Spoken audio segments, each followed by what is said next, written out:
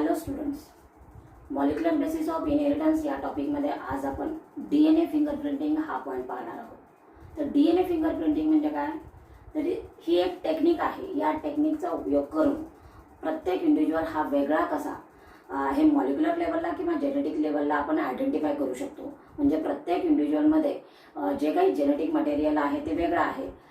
हे कोणत्या बेसिसवरती? तर DNA फिंगरप्रिंटिंगच्या बेसिसवरती.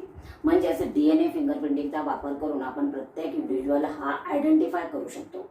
आता DNA फिंगरप्रिंटिंगची प्रोसिजर काय आहे किंवा याच्यामध्ये कोणत्या स्टेप्स येतात किंवा त्याचं ॲप्लिकेशन काय आहे हा आपल्या परीक्षेच्या दृष्टीनं पॉईंट महत्त्वाचा आहे.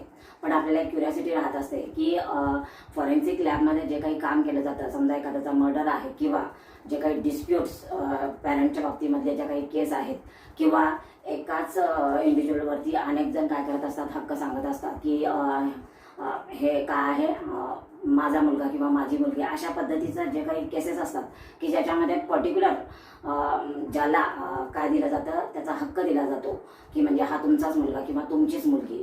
ही जी प्रोसिजर आहे की ज्याच्यामध्ये DNA फिंगरप्रिंटिंग किंवा जेनेटिक लेवलला या इंडिव्हिज्युअलचं आयडेंटिफिकेशन केलं जातं.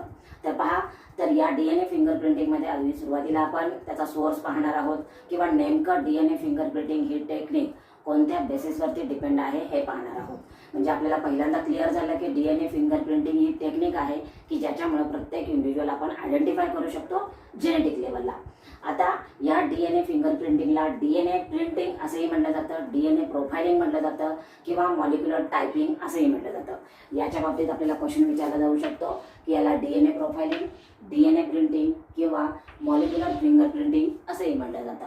आता पहा, DNA फिंगरप्रिंट या टेक्निकसाठी सोर्स लागत असतो, म्हणजे मटेरियलची रिक्वायरमेंट असते. हे मटेरियल कोणतं असेल तर पहा, आपण आपल्याला आता 11वीमध्ये गेलं पाहिजे किंवा आत्तापर्यंत आपण जे झुलॉजीचं नॉलेज घेतलं की सेलपासून सुरुवात केली, आपण ऑर्गन सिस्टीमपर्यंत आलो किंवा मॉलिक्युलर लेवलला ह्युमन बिईंगचा आपण स्टडी करत आहोत. तर DNAचं फिंगरप्रिंट करत असताना किंवा प्रत्येक इंडिव्हिज्युअल शोधत असताना आपल्याला DNA हा एक काय आहे, बेसिक रिक्वायरमेंट आहे. म्हणजेच DNAचं लोकेशन आपल्याला माहीत असणं गरजेचं आहे. तर आपली बॉडी ही नंबर ऑफ सेल्सपासून तयार झालेली आहे. आपल्या बॉडीमध्ये ज्या काही अशा सेल्स आहेत आणि या सेल्समध्ये न्यूक्लियस आहे, ह्या प्रत्येक न्यूक्लियसमध्ये DNA प्रेझेंट असणार आहे. म्हणजेच DNAच्या फिंगरप्रिंटिंगसाठी जो काही सोर्स लागणार आहे तो मे बी सेल असेल, टिश्यू असेल किंवा ऑर्गन. कारण टिश्यू सुद्धा सेलपासून बनलेला आहे आणि ऑर्गन सुद्धा ऑर्गनायझर टिश्यूपासून, म्हणजेच टिश्यू हा सेलपासून. म्हणजेच प्रत्येक अशी जी सेल की ज्याच्यामध्ये न्यूक्लियस प्रेझेंट आहे ह्युमन बिईंगमध्ये, या प्रत्येकामध्ये DNA प्रेझेंट आहे. त्यामुळं सोर्स या पॉईंटमध्ये आपल्या बॉडीमध्ये प्रेझेंट असलेल्या नंबर ऑफ सेलची आपण इथं नावं लिहू शकतो. समजा एखादं म्हणजे केस आहे की ज्याच्यामध्ये आपल्याला सोर्स मिळालेला आहे ब्लड, तर ह्या ब्लडमध्ये ब्लड सेल्स असणार आहेत. त्यामुळं तिथं ब्लड सेलच्या न्यूक्लियसमध्ये DNA हा प्रेझेंट असणार आहे. त्यामुळं समजा ब्लड सॅम्पल जरी मिळालं तरी आपण DNA फिंगरप्रिंटिंग करू शकतो किंवा हा नेमका कुणाचा DNA आहे किंवा आयडेंटिफाय करू शकतो. आता ब्लड सेल्समध्ये आपल्याला इथं लक्षात ठेवावं लागेल की ब्लड सेल ह्या इन जनरल किंवा मेजर आपण म्हणतो RBC, WBC, पण ज्या न्यूक्लिएटेड सेल आहेत त्या न्यूक्लिएटेड सेलमध्येच फक्त DNA प्रेझेंट असणार आहे. मग आता आपण रिवाइज करायचं आहे सर्क्युलेशन टॉपिकमध्ये, ज्या आपण 3 प्रकारच्या सेल्स पाहिलेल्या आहेत, RBC असेल, WBC असेल किंवा प्लेटलेट असेल. म्हणजे अशी कोणती सेल आहेत की जी न्यूक्लिएटेड आहे आणि ही ब्लड सॅम्पलमधून घेऊन काय करू शकतं, DNA फिंगरप्रिंटिंगचं काम करू शकते. त्याच्याच सोबत आहे रिप्रोडक्टिव्ह सिस्टीममधला, इजॅक्युलेशन प्रोसेसमधला डिस्चार्ज की जो मेल रिप्रोडक्टिव्ह सिस्टीम, ज्याच्यामध्ये सीमेन, याच्यामध्ये काय आहे म्हणजे हे सुद्धा सोर्स म्हणून वापरलं जातं. कारण याच्यामध्ये काय प्रेझेंट असणार आहेत, मेल गॅमेट स्पर्म. पुढे सलावा आहे, mouth swab, saliva is a mouth swab. त्याच्यानंतर स्किन सेल्स, म्हणजे आपल्या बॉडीमधली अशी कोणतीही सेल की ज्याच्यामध्ये काय आहे, न्यूक्लियस प्रेझेंट असतो. न्यूक्लियस प्रेझेंट असला म्हणजे त्या न्यूक्लियसमध्ये क्रोमोझोम असणार आणि क्रोमोझोमवरती DNA प्रेझेंट असणार. आता पहा, DNA फिंगरप्रिंटिंगसाठी फार मोठ्या सॅम्पलची गरज आहे असं नाही. अगदी कमी सॅम्पलमध्ये सुद्धा DNA फिंगरप्रिंटिंगचं काम होऊ शकतं. हे कसं, हे आपण प्रोसिजरमध्ये पाहूया. तर सोर्समध्ये असंही सांगितलेलं आहे की एखादा पीस, हेअरचा पीस जरी सापडला की ज्याच्यामध्ये काय प्रेझेंट आहे, रूट प्रेझेंट आहे, याच्यावरून सुद्धा DNA फिंगरप्रिंटिंगचं काम होऊ शकतं. त्याच्याच सोबत सेल्स ऑफ बोन मॅरो, म्हणजे बोन मॅरोमध्ये ज्या काही सेल्स आहेत, जो आपण 11वीला कनेक्टिव्ह टिश्यू हा पार्ट पाहिलेला आहे, तेव्हा त्याच्यामध्ये ॲक्टिव्ह सेल्स, इनॅक्टिव्ह सेल्स हे दोन्ही पार्ट पाहिलेले आहेत की बोन मॅरोमध्ये कोणत्या प्रकारच्या सेल्स आहेत. या सेलवरून सुद्धा DNA फिंगरप्रिंटिंगचं काम होऊ शकतं. म्हणजे एक्झाम पॉईंट ऑफ व्ह्यू आपल्याला DNA फिंगरप्रिंटिंगचा सोर्स विचारला जाऊ शकतो, 1 मार्कासाठी विचारला जाऊ शकतो किंवा 2 मार्कासाठी. इथं आपला पॉईंट क्लिअर होतो. आता नेमकं हे DNA टेक्निक हे कशावरती डिपेंड आहे, तर पहा, याच्यासाठी आपल्याला मॉलिक्युलर बेसिस ऑफ इनहेरिटन्स या टॉपिकमध्ये आत्तापर्यंत झालेले जे काही पार्ट आहेत की ज्याच्यामध्ये आपण DNAचं रिप्लिकेशन, त्याच्यानंतर DNA पासून RNA फॉर्मेशनची प्रोसेस आणि त्याच्यानंतर प्रोटीन सिंथेसिसची प्रोसेस, ह्या ज्या लॉंग आन्सर क्वेश्चनसाठी जो काही आपण डिस्क्राईब केलेला जो काही क्वेश्चन आहे किंवा या टॉपिकमध्ये जास्तीत जास्त वेटेज ज्याच्यावरती आहे असे क्लिअर पॉईंट आपण पाहिलेले आहेत. त्याच्यावरून असं लक्षात येतं की पहा, DNA पासून जेव्हा RNA तयार होत असतो तेव्हा इमॅच्युअर RNA मध्ये काय प्रेझेंट असतात, 2 रिजन प्रेझेंट असतात, कोडिंग रिजन आणि non coding region. Non coding region हा प्रोटीन सिंथेसिसचं काम करत नाही, फक्त कोडिंग रिजन हा प्रोटीन सिंथेसिसचं काम करत असतो. हे आपण तिथं पाहिलेलं आहे.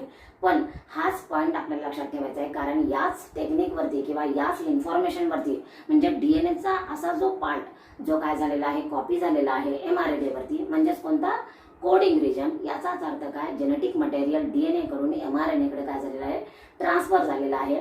आणि जेव्हा mRNA तयार होतो तेव्हा याचं तयार झालेला इमॅच्युअर RNA जेव्हा मॅच्युरिटी दिली जाते की HNRNA पासून मॅच्युअर RNA जेव्हा तयार होत असतो तेव्हा मॅच्युरिटीच्या प्रोसेसमध्ये नॉन कोडिंग रिजन काय केला जातो, डिलीट केला जातो किंवा त्याला काढून टाकलं जातं की ज्याच्यामध्ये इंट्रॉन्स आहे की जो नॉन कोडिंग रिजन आहे त्याला काढून टाकलं जातं. आणि हा काढून टाकल्यानंतर नेमकं काय होतं, पुढची प्रोटीन सिंथेसिसची प्रोसेस होते. आता ही प्रोसिजर मी इथं का सांगितले, कारण आपल्याला DNAचे रिजन समजावे. mRNA तयार झाल्यानंतर 2 रिजन तयार झाले की कोडिंग रिजन आणि नॉन कोडिंग रिजन. हा आपण पॉईंट तिथं पाहिला होता. पण DNAचा स्पेसिफिक आपण सेगमेंट जरी पाहिला तर DNA मध्ये जीन्स प्रेझेंट असतात. ज्या रिजनला जीन प्रेझेंट आहे तो कोडेड रिजन आहे, जिथं जीन्स ॲब्सेंट आहेत तिथं नॉन कोडिंग रिजन आहे. म्हणजेच DNA फिंगरप्रिंटिंगची जी काही टेक्निक आहे ही कशावरती डिपेंड आहे, तर स्पेसिफिक सिक्वेन्स ऑफ न्यूक्लिओटाइड्स. पहा, मी काय सांगते, specific sequence of nucleotides are repeated many types. म्हणजे DNAचा सेगमेंट काढला की याच्यामध्ये न्यूक्लिओटाइड आहेत A, G, C, T हे जे काही न्यूक्लिओटाइड आहेत हे न्यूक्लिओटाइड काय होत असतात, रिपीट होत असतात. म्हणजे ही जी रिपीट होण्याची जी प्रोसेस आहे ही काय आहे, DNAची स्पेसिफिसिटी आहे. म्हणजे या स्पेसिफिसिटीवरतीच काय डिपेंड आहे, DNAचं फिंगरप्रिंटिंग डिपेंड आहे. आता पहा, माझा DNA, माझ्या मुलाचा DNA आणि माझ्या वडिलांचा DNA या तिघांच्या मध्ये सुद्धा काय असू शकतो, डिफरन्स असू शकतो. नेमका तो काय असतो, तर याच्यामध्ये रिपीट होणारे न्यूक्लिओटाइड. म्हणजेच माझा जो DNA तयार झालेला आहे तो 50% पॅरेंटल DNA आहे की ज्याच्यामध्ये मॅटर्नल आणि पॅटर्नल असे 2 प्रकारचे, म्हणजे एक आईकडून आलेला आणि बाबांच्याकडून आलेला असं कॉम्बिनेशन होऊन डबल स्टँडर्ड DNA स्ट्रक्चर तयार झालेला आहे. मग याच्यामध्ये जी युनिक जी काही DNAची जी युनिक प्रॉपर्टी आहे ती काय आहे, स्पेसिफिसिटी आहे. किंवा स्पेसिफिसिटी याचा अर्थ होतो DNAचा जो स्ट्रँड आहे तो तयार होत असताना न्यूक्लिओटाइडचा जो काही नंबर असतो किंवा न्यूक्लिओटाइड्स हे काय होत असतात, रिपीट होत असतात. मग रिपीट होण्याची जी काही प्रोसिजर आहे किंवा रिपीट न्यूक्लिओटाइडचा जो काही सिक्वेन्स आहे तो मे बी समजा ACGC असाही असू शकतो. म्हणजे AG किंवा AG असा 10 वेळेला, 10 ते 12 वेळेला हे न्यूक्लिओटाइड काय होऊ शकतात, रिपीट होऊ शकतात. आणि हे प्रत्येक इंडिव्हिज्युअलमध्ये रिपीट होणारा जो नंबर असतो तो वेगवेगळा असतो. तो 10 पासून 100 पर्यंत असतो. आपण ॲप्लिकेशनमध्ये मार्चच्या लेक्चरला एक पॉईंट पाहिला होता ह्युमन जिनॉमिक प्रोजेक्टमध्ये की ज्याच्यामध्ये सिंगल पॉलिमरेज असा एक पॉईंट होता, सिंगल न्यूक्लिओटाइड पॉलिमरेज. म्हणजे एकच न्यूक्लिओटाइड वेगवेगळ्या लोकेशनला जर प्रेझेंट असेल तर त्याला सिंगल न्यूक्लिओटाइड पॉलिमरेज असं म्हटलं जातं. तर इथं पॉलिमॉर्फिक असं म्हटलं जातं. तर इथं काय होत असतो, तोच कन्सेप्ट इथं आपण एक वेगळ्या नावाने पाहतो ज्याला म्हटलं जातं व्हेरिएबल नंबर टँडम रिपीट्स. म्हणजे इथे लिहिलेलं आहे VNTRS, variable number tandem repeats. याचा अर्थ काय होतो, तर मी इथं एक न्यूक्लिओटाइड काढलेला आहे. म्हणजे न्यूक्लिओटाइडचं काढलेलं आहे, म्हणजे हा ॲडिनिन आहे, गॉनिन आहे, ॲडिनिन गॉनिन, ॲडिनिन गॉनिन, परत सायटोसिन थायमिन. म्हणजेच 1 2 3 4 5 6 7 8 9 10 म्हणजे हा एक ग्रुप झाला. आता हाच न्यूक्लिओटाइडचा सिक्वेन्स हा काय होत असतो, रिपीट होत असतो बऱ्याच वेळेला. मग जो रिपीट होणारा जो सिक्वेन्स आहे की ज्याच्यावरती काय नसते, कोडिंग रिजन नसतो किंवा जेनेटिक इन्फॉर्मेशन नसते, म्हणजेच हा काय झाला, जंक डीएनए झाला, जो प्रोटीन सिंथेसिससाठी काम करत नाही. याला जंक डीएनए असं म्हटलं जातं किंवा फालतू डीएनए असंही म्हटलं जातं. हे कशासाठी, प्रोटीन सिंथेसिससाठी. पण डीएनए फिंगरप्रिंटिंगसाठी हा जो जंक डीएनए आहे, म्हणजेच या जंक डीएनए वरती जे काही रिपीट झालेले जे काही न्यूक्लियोटाइड आहेत, रिपीटेशनची जी काही प्रोसिजर असेल, प्रत्येक क्रोमोझोम वरती सेम लोकसला आणि सेम नंबरने काय होत असते, रिपीट होत असते. म्हणजे हा डीएनए फिंगरप्रिंटिंग मध्ये हा रिपीट न्यूक्लियोटाइडचा बेस सिक्वेन्स आहे, तोच काय केला जातो, शोधला जातो. म्हणजेच यालाच काय म्हटलं जातं, व्हेरिएबल नंबर टँडम रिपीट्स असं म्हटलं जातं. म्हणजे डीएनएची जेवढी लेंथ आहे, ह्या लेंथ वरती काय आहे, हा न्यूक्लियोटाइडचा व्हेरिएबल काय आहे, नंबर आहे. आणि तो प्रत्येक इंडिव्हिज्युअल मध्ये हा जो व्हेरिएबल नंबर टँडम रिपीट हा प्रत्येक इंडिव्हिज्युअलची ही एक काय आहे, प्रत्येक इंडिव्हिज्युअल मध्ये प्रेझेंट असलेल्या डीएनएची युनिक प्रॉपर्टी आहे. म्हणजे किती वेळा न्यूक्लियोटाइड हा रिपीट झाला, किती वेळा न्यूक्लियोटाइड हा रिपीट झाला, हा प्रत्येक सेलमध्ये, टिश्यूमध्ये, ऑर्गनमध्ये, प्रत्येक ठिकाणी काय असतो, म्हणजे एका ह्युमन बॉडीमध्ये प्रत्येक सेल, टिश्यू आणि ऑर्गनमध्ये सारखाच असतो. मग तो म्हणजे ब्लड सॅम्पल असेल किंवा बॉडीमध्ये स्किन सेल असेल, म्हणजे बॉडीच्या वरती प्रेझेंट असलेले स्किन असेल किंवा बोन मॅरोची जे सेल असेल, तर याच्यामध्ये नॉन कोडिंग रिजनमध्ये प्रेझेंट असलेला न्यूक्लियोटाइड, असा जो न्यूक्लियोटाइड जो सारखा सारखा रिपीट होतो, याला म्हटलं जातं व्हेरिएबल नंबर टँडम रिपीट. याच्यासाठी युके मधले जे काही 2 सायंटिस्ट आहेत की ज्याच्यामध्ये वेमन आणि व्हाईट यांनी हा व्हेरिएबल नंबर टँडम रिपीट हा शोधून काढला. आणि याला असं म्हटलं जातं, DNA fingerprinting is a unique of काय म्हटलं जातं, दिस नंबर. म्हणजेच डीएनए फिंगरप्रिंटिंग शोधण्यासाठी हा variable number tandem repeat as a DNA किंवा जेनेटिक मार्कर म्हणून काम करतो. जसं आपण जिनॉमिक्सचं ॲप्लिकेशन पाहत असताना मी सांगितलं होतं की फक्त आपण 4 ॲप्लिकेशन पाहिलेले आहेत आणि उरलेले 2 ॲप्लिकेशन अजून आपले कंप्लीट व्हायचे आहेत. तर या 2 ॲप्लिकेशनमधला हा एक पॉईंट होता की variable number tandem repeat. Variable number tandem repeat याचा मी अर्थ असा सांगितला, डीएनए वरती असा जो रिजन जो नॉन कोडिंग आहे, प्रोटीन सिंथेसिससाठी काम करत नाही. मग हा नॉन कोडिंग रिजन फक्त कशासाठी काम करतो, आपली युनिट किंवा स्पेसिफिसिटी आयडेंटिफाय करण्याचं काम करत असतो. आता हाच नंबर का घेतला जातो, कारण या रिजनवरती प्रेझेंट असलेले न्यूक्लियोटाइड हे काय होऊ शकतात, म्हणजे हे होत असतात, रिपीट होऊ शकतात किंवा रिपीट होत असतात. आणि हा जी रिपीट होण्याची जी काही त्यांची प्रॉपर्टी आहे, याच्यावरून तो काय ठरत असतो, जेनेटिक मार्कर ठरत असतो किंवा डीएनए फिंगरप्रिंटिंगचा बेस ठरत असतो किंवा गेस ही ठरत असतो. तर पहा, म्हणजे या 2 सायंटिस्टने इंडियामध्ये याची सुरुवात जी आहे, व्हेरिएबल डीएनए फिंगरप्रिंटिंगची जी सुरुवात आहे ती याच्यानंतर काय झाली, स्टार्ट झाली, की ज्याच्यामध्ये लालजी सिंग यांचं काय आहे, नाव आहे. आता आपल्याला सोर्स समजला, नेमकं डीएनए फिंगरप्रिंटिंग मध्ये कोणत्या बेसिसवरती ही टेस्ट केली जाणार आहे, हाही पॉईंट आपला क्लिअर झाला. कोणता बेस आहे, व्हेरिएबल नंबर टँडम रिपीट. याचा अर्थ काय सांगितला, डीएनएचा असा जो रिजन जो प्रोटीन सिंथेसिससाठी काम करत नाही, त्याच्यामध्ये प्रेझेंट असलेले न्यूक्लियोटाइड हे सिक्वेन्स वाईज रिपीट झालेले आहेत. मग ते 10 असतील, 20 असतील, 30 असतील, हे 100 वेळा सुद्धा काय होऊ शकतात, रिपीट होऊ शकतात. मग हाच फक्त रिपीटेशनचा सेगमेंट शोधणं म्हणजे काय आहे, डीएनए फिंगरप्रिंटिंग आहे. तर पहा, डीएनए फिंगरप्रिंटिंगची जी प्रोसेस आहे ती कशावरती डिपेंड आहे, रिप्लिकेशन फ्रॅगमेंट्स, ज्याला म्हटलं जातं लेंथ पॉलिमरेज. रिप्लिकेशन किंवा रिस्ट्रिक्शन फ्रॅगमेंट लेंथ पॉलिमरेज. आता रिस्ट्रिक्शन फ्रॅगमेंट लेंथ पॉलिमरेज याचा अर्थ आपल्याला पुढच्या स्टेपमध्ये समजेल किंवा डीएनए फिंगरप्रिंटिंगची जी काही प्रोसिजर आहे याच्यामध्ये समजेल. तर पहा, डीएनए फिंगरप्रिंटिंग करत असताना की याच्यामध्ये नंबर ऑफ स्टेप्स आहेत. याच्यामध्ये पहिली स्टेप आहे एक्सट्रॅक्शन. म्हणजे जर आपल्याला सॅम्पल मिळालं, कोणती सेल जर मिळाली, तर या सेलपासून सेलमध्ये प्रेझेंट असलेल्या न्यूक्लियसमधून डीएनए सेपरेट करणं याला म्हटलं जातं एक्सट्रॅक्शन असं म्हटलं जातं, की ज्याच्यामध्ये आयसोलेशन आणि प्युरिफिकेशन केलं जातं. म्हणजेच डीएनए हा सेपरेट केला जातो, ज्याला म्हटलं जातं एक्सट्रॅक्शन ऑफ डीएनए असं म्हटलं जातं. म्हणजे जे काही सॅम्पल मिळालेले मग ते टिश्यूचं असेल किंवा ऑर्गनचं असेल किंवा एखादी सेल जरी मिळाली तरी या सेलमधला न्यूक्लियस वेगळा करणं आणि या न्यूक्लियसमधून डीएनए सेपरेट करणं ही जी प्रोसिजर आहे याला म्हटलं जातं एक्सट्रॅक्शन. त्याच्यानंतरच्या 2 नंबरच्या स्टेपमध्ये काय केलं जातं, 2 नंबरची जी स्टेप आहे ज्याला म्हटलं जातं ॲम्प्लिफिकेशन. आता ॲम्प्लिफिकेशन याचा अर्थ होतो की नंबर वाढवणं. म्हणूनच म्हटलं की डीएनए फिंगरप्रिंटिंगसाठी सॅम्पल फार कमी जरी मिळालं तरी चालू शकतं. का? कारण या प्रोसिजरमध्ये सेकंड स्टेप ही काय केली जाते, डीएनएचा अमाऊंट वाढवलं जातं. की याच्यामध्ये तुम्ही बायोटेक्नॉलॉजी या टॉपिकमध्ये हा कन्सेप्ट पाहणार आहात की पीसीआर म्हणजे काय, ज्याला म्हणलं जातं पॉलिमरेज चेन रिॲक्शन. याच्यामध्ये जो काही छोटा डीएनएचा फ्रॅगमेंट मिळालेला आहे याच्यापासून आपण लार्ज अमाऊंटमध्ये डीएनए तयार करू शकतो, याला म्हटलं जातं, किंवा डीएनएचं डुप्लिकेशन करू शकतो, याच्यामध्ये अमाऊंट वाढवू शकतो. या प्रोसेसला म्हटलं जातं ॲम्प्लिफिकेशन. आता एक्स्ट्रॅक्शन झालं किंवा डीएनए सेपरेट झाला, त्याचा अमाऊंट वाढलं. अमाऊंट वाढल्यामुळे आपल्याला प्रोसिजरसाठी काय मिळालं, जे काही सोर्स आहे किंवा जे काही जेनेटिक मटेरियल आहे ती खूप मोठ्या प्रमाणामध्ये उपलब्ध झालं. आता तिसऱ्या स्टेपमध्ये काय केलं जातं, फ्रॅगमेंटेशन. फ्रॅगमेंटेशन म्हणजे काय, जी काही डीएनएचा लेंथ आपल्याला मिळालेली आहे त्याचे काय केले जातात, तुकडे केले जातात, याला म्हटलं जातं फ्रॅगमेंटेशन. आता डीएनएचे तुकडे करण्याची जी प्रोसेस आहे म्हणजे डीएनए फ्रॅगमेंटेशन हे कुणाच्या मदतीने केलं जातं, ज्याला म्हटलं जातं जेनेटिक सीझर म्हटलं जातं किंवा मॉलिक्युलर सीझर असं म्हटलं जातं.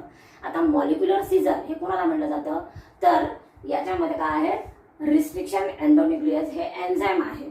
म्हणजे जे काही बायोलॉजिकल, याला बायोलॉजिकल सीझर असंही म्हटलं जातं. म्हणजे याच्यामध्ये जे काही एन्झाईम्स आहेत जे डीएनएची जी काही लेंथ आहे याच्यामध्ये काय करणार आहेत, फ्रॅगमेंटेशनचं काम करणार आहेत, ज्याला म्हटलं जातं एन्झाईम्स. हे एन्झाईमचं नाव आहे डीएनए रिस्ट्रिक्शन एंडोन्यूक्लियस. म्हणजेच डीएनए हा एक काय आहे,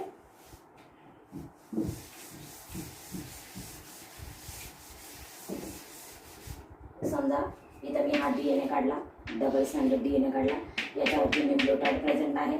आता आपल्याला डीएनएचं ॲम्प्लिफिकेशन प्रोसेसमध्ये नंबर ऑफ डीएनए मिळालेले आहेत. तर आता आपल्याला या डीएनएचे काय करायचे आहेत, फ्रॅगमेंट्स करायचे आहेत. म्हणजे डीएनएचे आपल्याला काय मिळवायचे आहेत, तुकडे मिळवायचे आहेत. याच्यासाठी ज्या एन्झाईमचा वापर केला जातो त्याला म्हटलं जातं रिस्ट्रिक्शन एंडोन्यूक्लियस. आणि या रिस्ट्रिक्शन एंडोन्यूक्लियसमुळे डीएनएचे काय होत असतात, तुकडे तयार होत असतात. आता या तुकड्याचा उपयोग काय पुढच्या स्टेपमध्ये समजतं.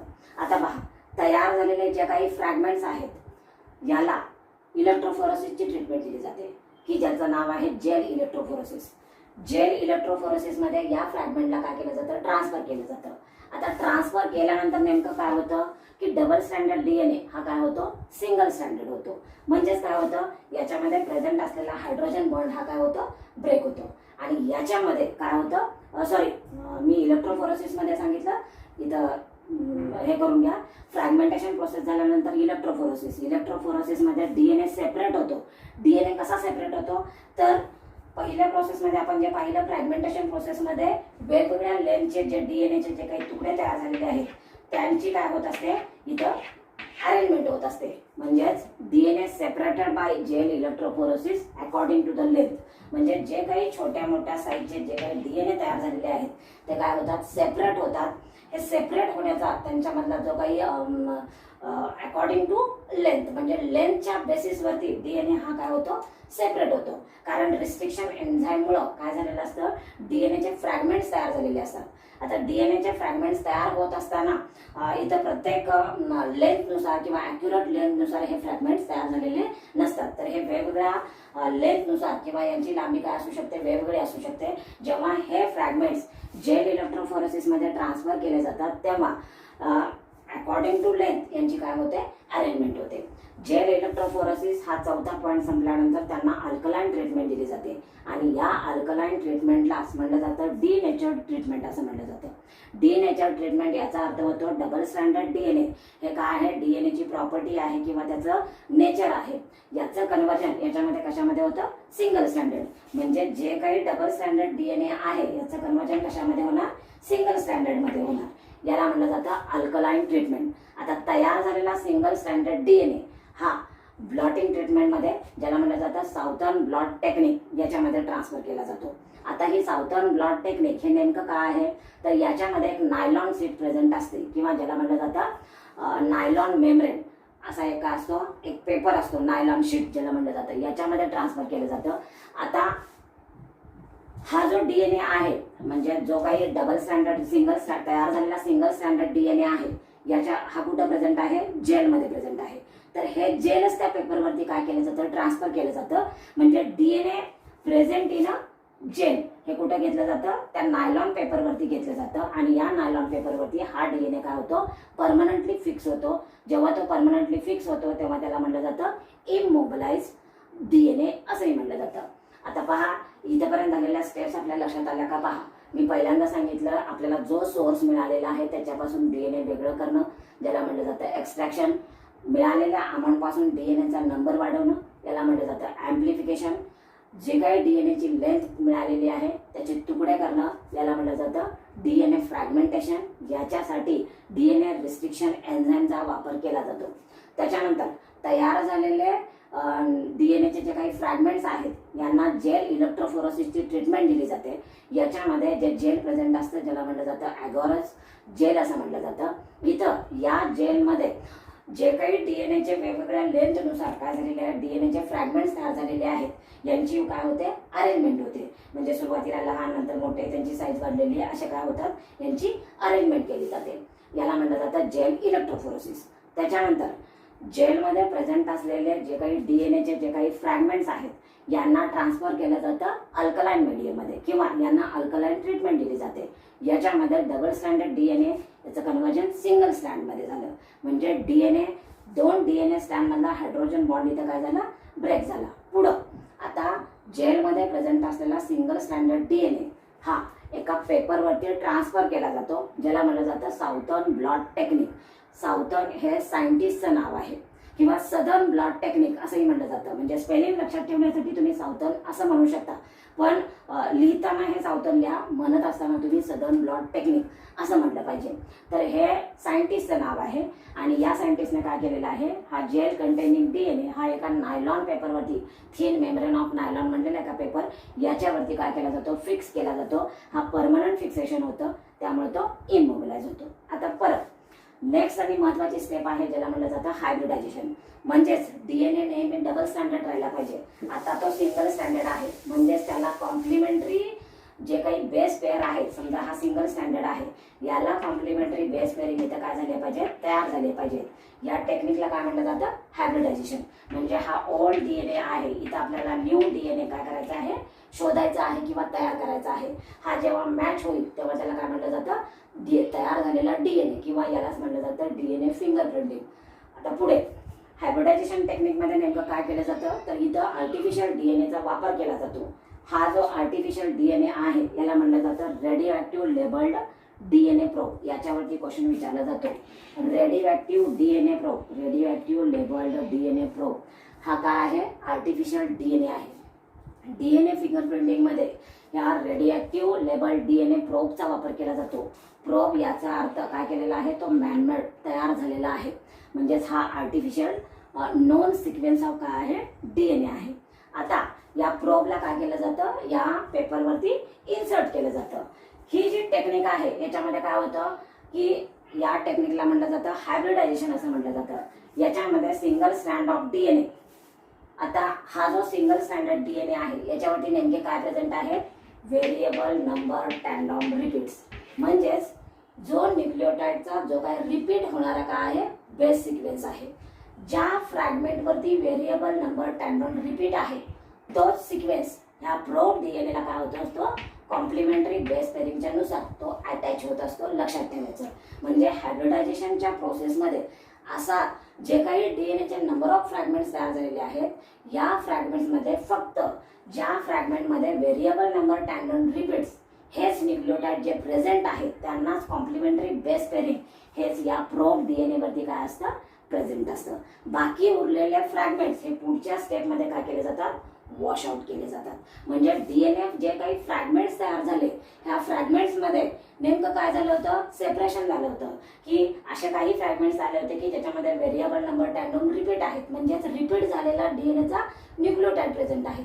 बाकी जे फ्रॅगमेंट्स तयार झाले होते याच्यामध्ये कदाचित न्यूक्लिओटाइड काय असू शकतात, ॲब्सेंट असतात. मग हायब्रिडायझेशन प्रोसेसमध्ये जो काही आर्टिफिशियल डीएनए किंवा त्याला radio active labelled DNA probe असं म्हटलं जातं, हा जेव्हा इन्सर्ट केला जातो तेव्हा या रेडिओ ॲक्टिव्ह DNA मध्ये किंवा जो काही प्रोब आहे याच्यावरती न्यूक्लियोटाइड प्रेझेंट असणार आहेत, कारण न्यूक्लियोटाइड हे DNAचं बेसिक युनिट आहे.